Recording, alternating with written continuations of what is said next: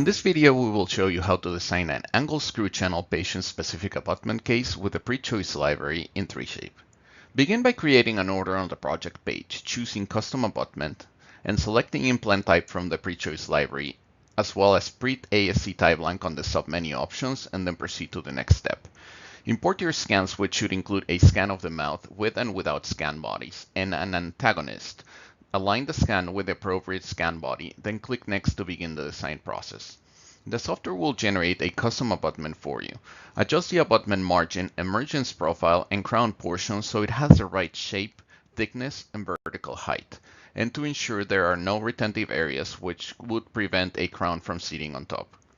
Once you finalize the anatomy of the abutment design, turn on the blank setting to see a shell of the ASC Ti Blank.